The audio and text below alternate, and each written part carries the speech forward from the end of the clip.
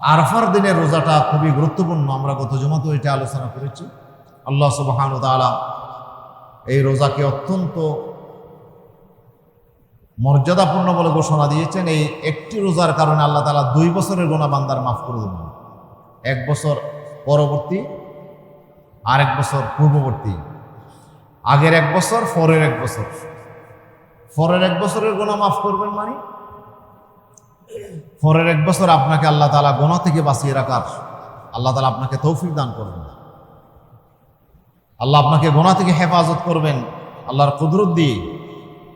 এই জন্য এই রোজাটা আমরা রাখার চেষ্টা করব। এখন আমরা কোন তারিখে রাখবো এই ব্যাপারে আমরা দুটি মত উল্লেখ করছিলাম। কেউ বলছেন আল্লাহ রাসূল যেহেতু আরাফার দিন বলেছেন, আরাফার দিন তো একটাই, আরাফার মাঠে যেদিন হাজিরা হজে অংশগ্রহণ করেন, তাহলে আরাফার দিনে হাজী সাহেবরা যেই দিনে সমবেত হন ওই দিনই ইয়ৌমে আরাফা।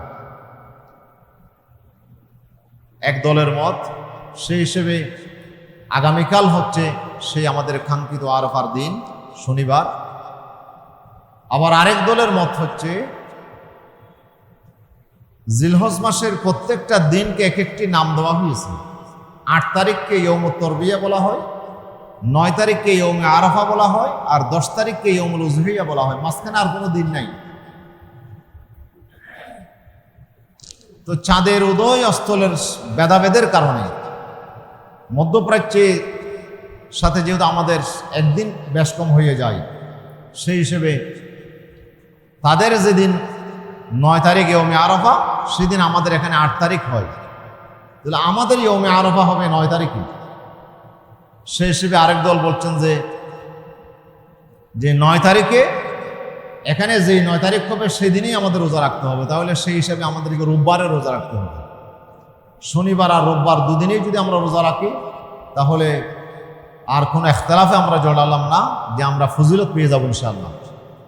আর যাদের একান্ত সমস্যা, শনিবারে যদি আর রোববারের ভিতরে আপনি যেই দিন রাখেন, আল্লাহ তাআলা যেহেতু আপনার নিয়তকে জানেন, সেই হিসেবে আল্লাহ তাআলা হয়তো আপনাকে আরাফার দিনের ফজিলত আল্লাহ আপনাকে দিয়ে দিতে পারেন। তবে যেহেতু আমরা চাঁদের উদয় অস্তের দিক দিয়ে আমরা যেহেতু এটাকে মেনেই তো আমরা এখানে কুরবানির দিন আমরা 10 তারিখে আমরা পালন করছি, সেই হিসেবে রবিবারে যদি কেউ রাখেন এটা আমাদের দৃষ্টিতে এটা যথার্থ হয়। সেজন্য আমরা শনিবার রোববার দুদিন, না পারলে আমরা রোববার দিন যদি আমরা রোজা রাখি তাহলে আল্লাহ তাআলা হয়তো আমাদেরকে এই আরাফার দিনের ফজিলত আমাদেরকে দান করবেন ইনশাআল্লাহ।